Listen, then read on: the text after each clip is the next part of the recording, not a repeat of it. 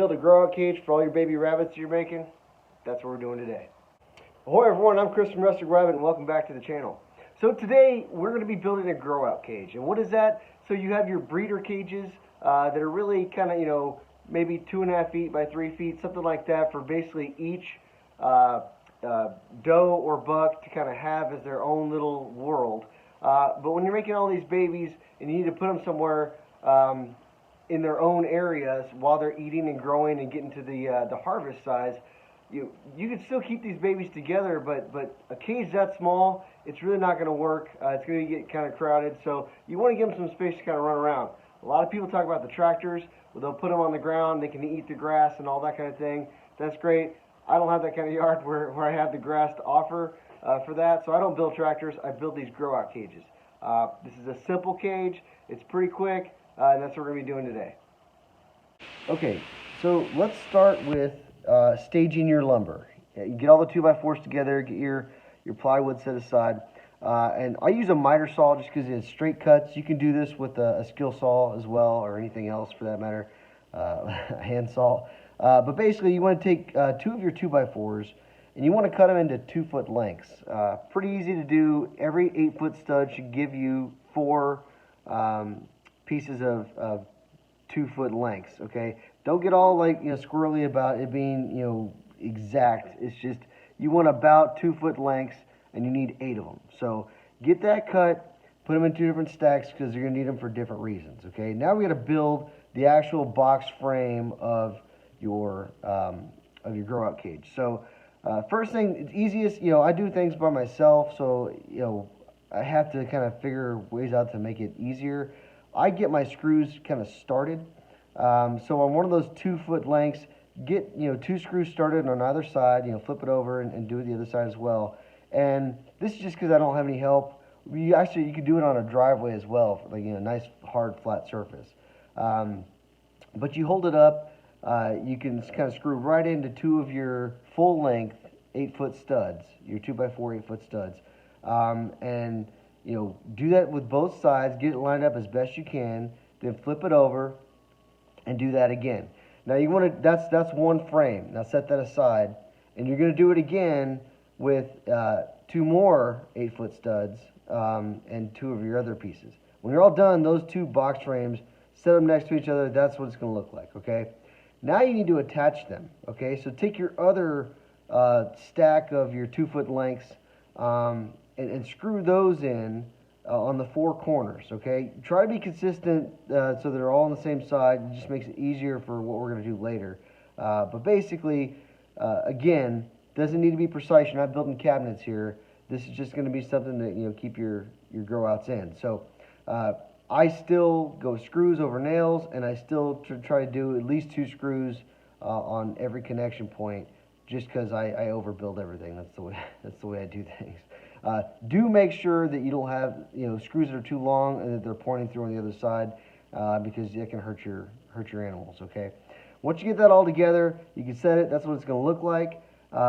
It'll be all ready to go. So next thing we need to do is put some chicken wire around it. So flip the box frame over to its side, okay, and then measure from the inside, from one of the ends, measure 3 foot out, because basically if you think about your plywood, it's going to be cut into 3 foot, 2 foot, 3 foot, and so this will allow you to kind of know where the plywood's going to end, and you want the chicken wire to go before that. So mark 3 foot and then start stapling your chicken wire before 3 foot. So a few inches at least. I usually start at 2.5 feet and start stapling. Like, again, it doesn't need to be exact at all. You just want to make sure you overlap so there's no gap between the plywood and the chicken wire.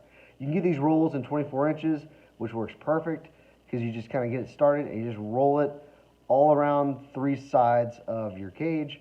So you never have to do any cutting or except for, at the end. When you get to the end, you just kind of cut that length. So get it started. Now, obviously chicken wire stretches really easily, so it depends on how tight you want those walls. Again, these are going to be the walls, so they're going to kind of, put their little feet up against it and all that kind of thing, but, they're not really going to be trying to escape through it or anything. So, staple as you go, and then rotate your box frame and keep it going. Now when you get to the corners, a little trick here, get a piece of 2x4 and kind of like hammer it into the corner, and that's going to bend the chicken wire to make a really tight fit against that inside corner. Makes it easy to staple close to it and to really kind of keep its shape. It stretches it right up against that inside corner, so it looks pretty neat, and it's it's clean. So it's going to look a little bit like that, nice and tight to the corner. Don't have to do that, but I like it. Once you get all that done, cut it and get it past the other line as well. Now it's time to start cutting your plywood. So plywood, OSB, whatever you use, they come in 4-foot by 8-foot sheets. You're going to need one of these for the entire project. So the first thing you need to do is rip this thing into a 2-foot strip. So you should have 2 identical strips of 2-foot by 8-foot, obviously, if you do that right. So if you can get Home Depot or whatever to do it for you, just cut it right down the middle. It'd be more exact, or if you have a table saw or something like that. So after you've stripped it, take the 2-foot by 8-foot, one of them, and put it aside, and the other one, you need to cut it into 3 lengths. 2 your sides and then 1 on your end. And so that's going to work out nominally to be about 3 foot, 3 foot, and 2 foot. Now obviously the 2 foot, that'd be too big. It's going to be tighter. So I like to do 3 foot 1 inch, 3 foot 1 inch, and then the other one, I just cut another inch or so off of it until it's tight, and then I kind of hammer it in. Now make sure you screw these pieces or nail these pieces to the frame, but it should have a pretty good tight fit when you're done. So the next thing you do is you need to do the floor, okay? Because we have the sides. So flip your box back to where it's right set up, obviously. And now you want to cut pieces. You don't have to do this, and you certainly don't have to do it as piecemeal as I do. This is so you have somewhere to staple your hardware cloth to, so they have a nice sturdy floor. So if you do the whole strip 8 foot long, it's fine, but then it's going to sag in the middle. And depending on how many rabbits you have or how heavy they get, or if you put like a bucket of food or something like that in there, it's going to kind of weigh down and it'll kind of bow. And so I don't like that. So I like to cut little strips of the 2x2 or was it 2 by like 3, something like that, just to have something to nail it to. So I get that, and I cut it into like 2 foot strips or so, and I get a nail gun and I attach those to the side and to the end. So now you have a nice little perimeter where your hardware cloth can staple to. Now the whole reason we're doing this, like I said, is to kind of keep it to where the floor is sturdy, and they're all kind of like held in right there. And the whole point of the plywood is so they have somewhere to kind of go if it's rain or if you have a lot of sun or something like that. So they have somewhere to kind of hide and stay cool or stay, in the shade. But then they also have the open area where the breeze can kind of go through and they can kind of run out there and explore. So the next thing you do is put your hardware cloth. You buy this in 24-inch rolls, but now that you've kind of built it in, it's closer to like 21 inches. So go through with some shears or something like that. Cut your hardware cloth closer to size. It's not going to fit in perfect, so you're going to have to kind of hammer it, bend it, manipulate it, do what you have to do to kind of stuff it in there. Just make sure you don't have any sharp edges pointing up or anything, because your little bunnies will be running around on it, and you don't want them hurting their little feet or something like that. So make sure you kind of get that to where it fits as tight as you can get it. Staple it, and when you're all done, it should look something like this. You have hardware cloth on the bottom and chicken wire around the sides. So again, when you're all done, the only thing left is to raise it up. So I took the rest of the 2x4s.